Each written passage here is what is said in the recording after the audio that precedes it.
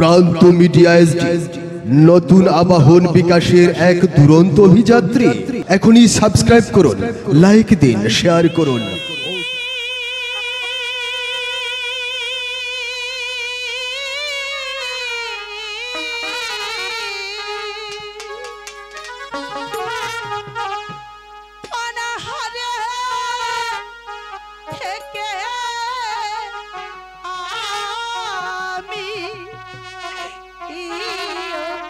সত্যবতী আমি গো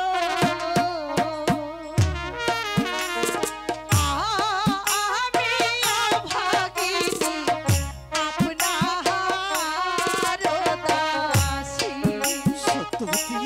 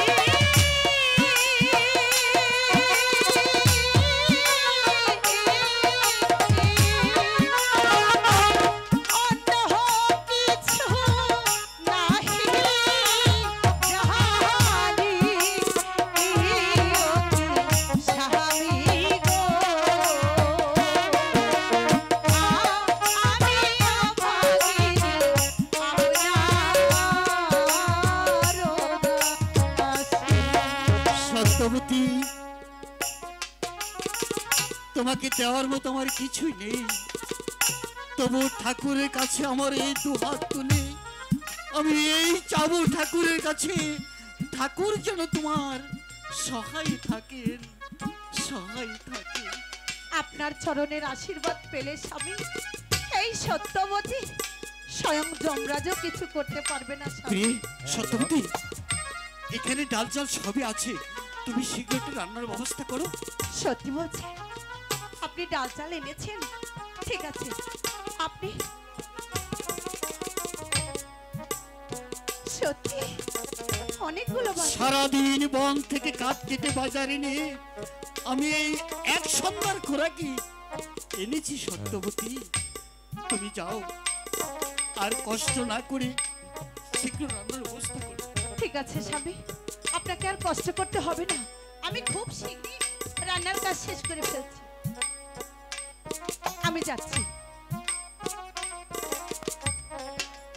ভগবান, কষ্টই যখন দিয়েছো ঠাকুর, এবার মতো শক্তি আমাকে তুমি দিও, দিও ঠাকুর, দিও।